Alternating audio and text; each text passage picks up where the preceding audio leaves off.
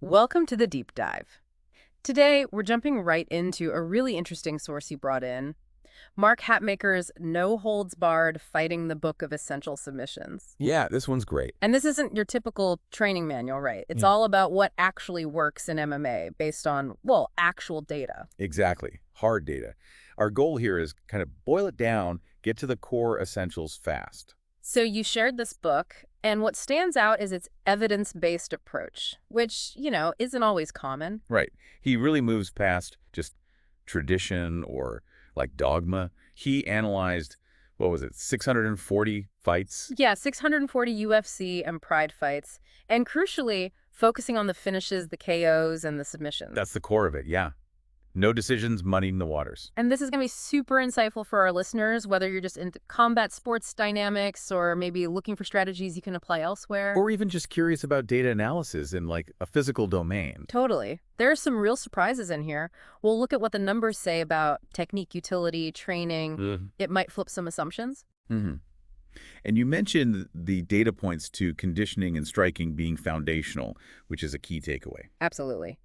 Let's get into Hatmaker's core idea first, though. This empirical data eat your dogma thing. Yeah, that's central to his whole philosophy. He's basically saying, let the results speak for themselves. Look at what happens in actual fights. So discard what doesn't work, even if it's traditional. Pretty much. If a technique consistently underperforms in the real world in competition, why prioritize it? Embrace what objectively gets results.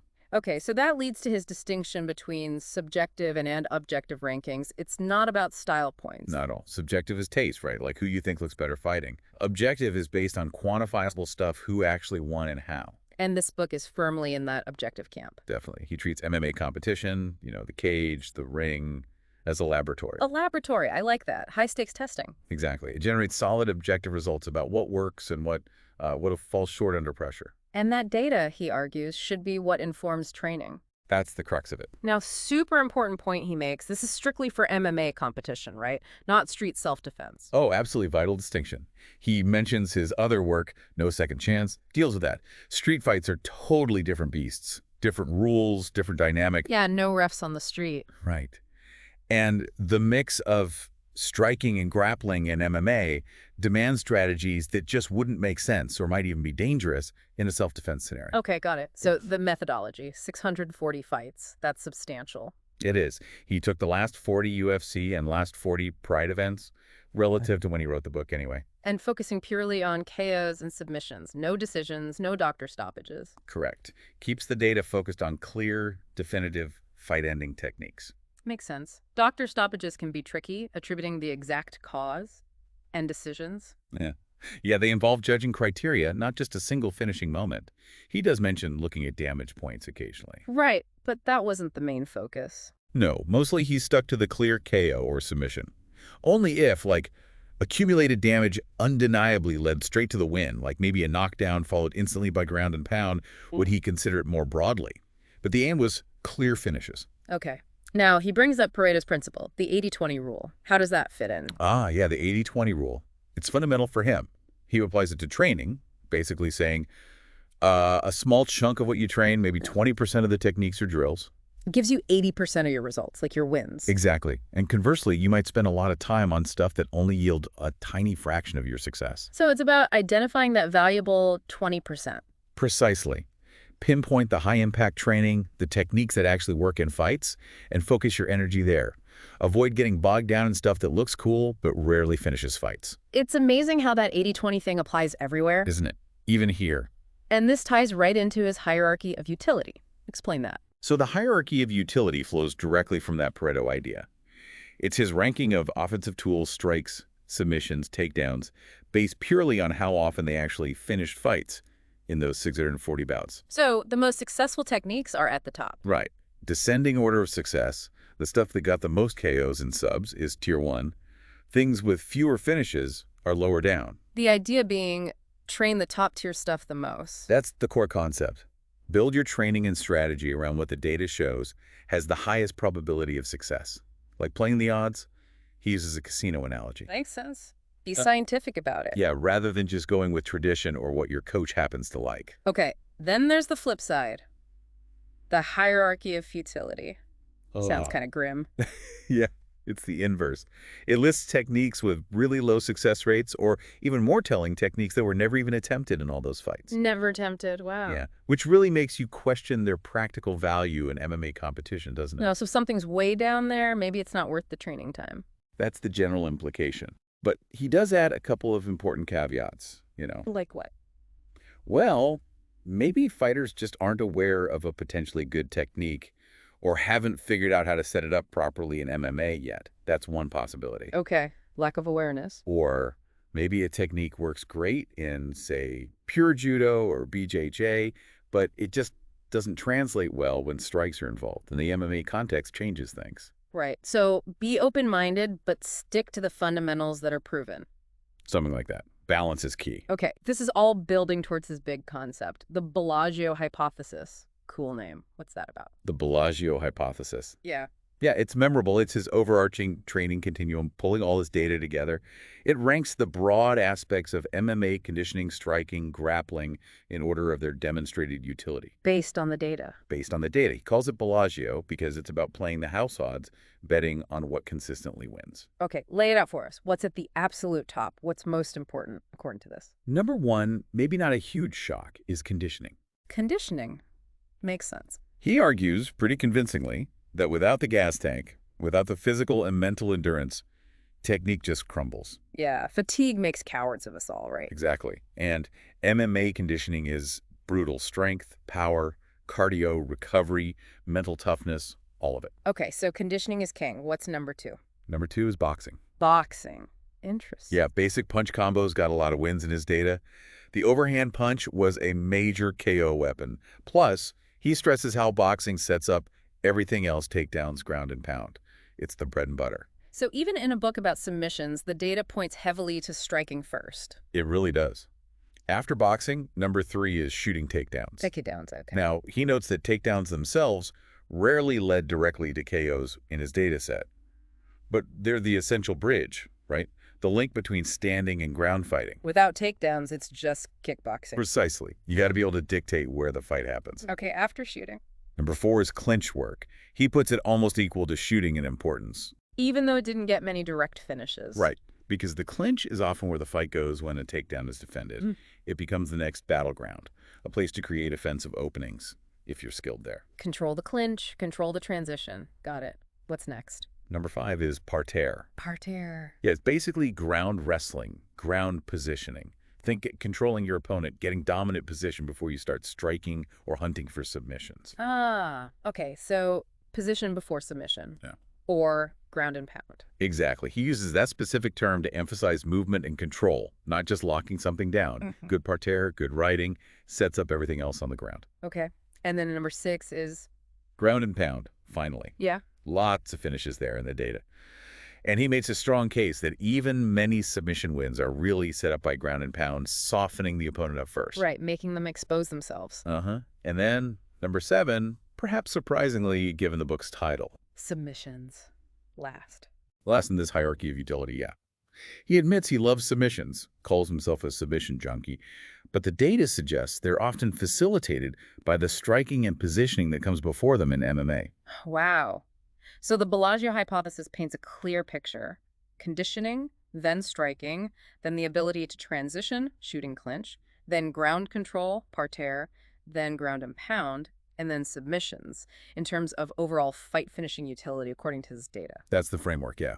Built on that foundation of conditioning and striking. And related to conditioning being number one, he includes these conditioning gut checks. Tell us about those. Right, these are 5 specific physical tests, not daily workouts, but benchmarks to see if a fighter has that baseline MMA readiness. What kind of tests? Things like the clean and jerk, deadlifts, a circuit of squats, push-ups and pull-ups, 5K run, and cone hops. Each has specific targets like weight, reps, or time. Sounds pretty comprehensive. Testing strength, power, endurance, agility. Exactly. The idea is if not? If not, it's a strong indicator you need to seriously ramp up your conditioning work before focusing too much on advanced techniques. Get the foundation right first. Makes total sense. Okay, let's dive into the striking specifics from the book. Boxing, knees, kicks. What did the data show there? For boxing, combinations were huge. Lots of wins. The jab was key for setting things up. The good old 1-2. Pretty much. And that overhand punch. 15 one-punch KOs in his data, and importantly, 0 slips by the attacker. Unlike head kicks, which he mentions caused slips. Exactly. We'll get to that. Boxing also sets up takedowns and ground and pound, as we said. Very versatile. Okay. What about mixing punches and knees? Combinations of punches and knees without a full clinch added another 15 wins. Things like jab rear knee or jab cross skip knee. And knees on their own? Knees alone got 14 wins. Mostly the clinch-up knee that accounted for 10. The classic Thai clinch knee. Yeah. And flying knees added 4 pretty dramatic finishes. But the Superman punch, yeah, you mentioned that. 0 wins. Zilch in this data set anyway. Wow. That is surprising. Looks so effective sometimes. Okay, kicking. Kicking got 17 wins total. Yeah. That includes rear kicks, head, body, leg, and also switch kicks to the head. Any patterns there? Interestingly, none of those 17 kick KOs were part of combinations. They were all single fight-ending shots. So timing and power on a single kick rather than complex combos. It seems that way from this data. And head kicks, while they got some KOs, also caused the attacker to slip 12 times. That's a significant risk. Putting yourself out of position. Right. Low kicks only got 2 direct wins, but he notes their cumulative damage is huge. They wear people down. Okay, so power singles for kicks, combos for punches, watch out for slipping on head kicks. Got it.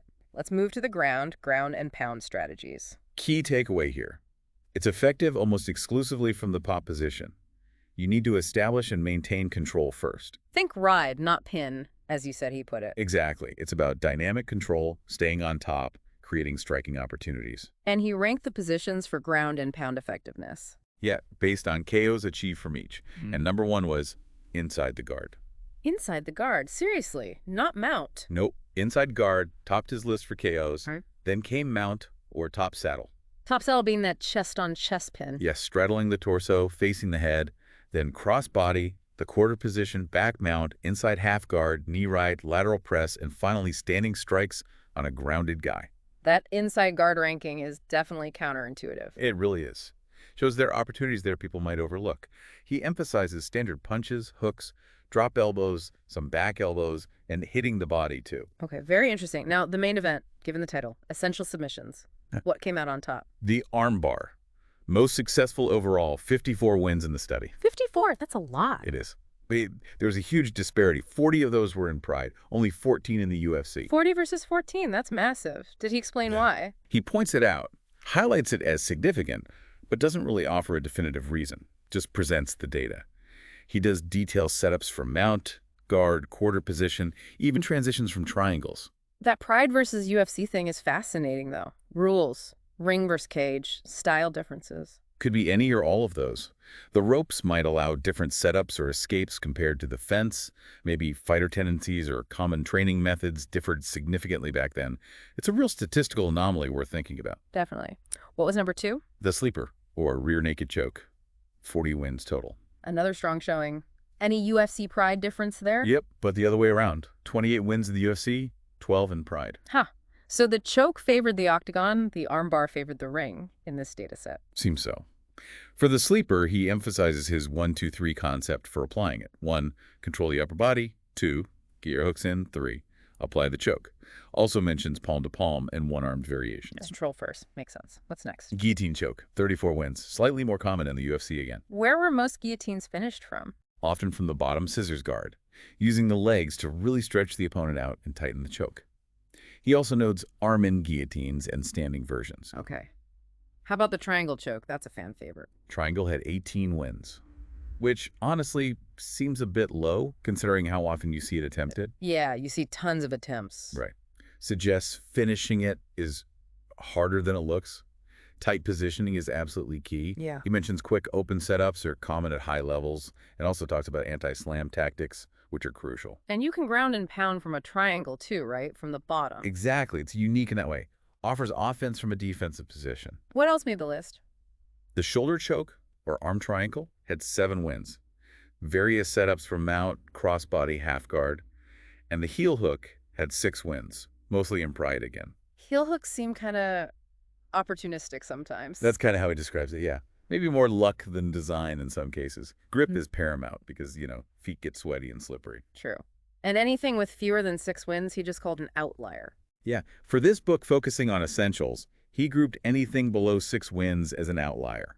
Stuff like kimuras, omoplatas, ankle locks fell into that category. He suggests they might be worth exploring later, but they weren't part of the high percentage essentials based on this data.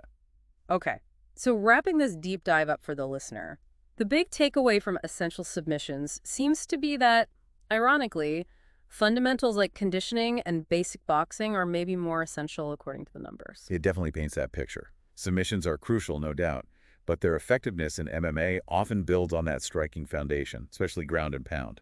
The Bellagio hypothesis gives that data-backed framework. And it really challenges assumptions. Flashy stuff like head kicks carry risks. Certain subs aren't automatic fight enders without the right setup or prior damage. Exactly. It's all about looking at the objective results, like Hatmaker champions.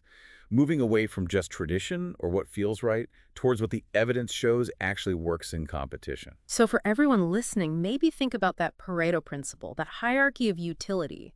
How could you apply that 80-20 thinking elsewhere, focusing effort where it yields the most results? Great point. And maybe one final thought to chew on. That big difference in armbar and sleeper stats between Pride and the UFC. Yeah, that was wild. What does that tell us? Was it the rules, the ring versus the cage, fighter styles, training methods? What factors created those anomalies? And what does it suggest about how combat sports strategies are always shifting and evolving?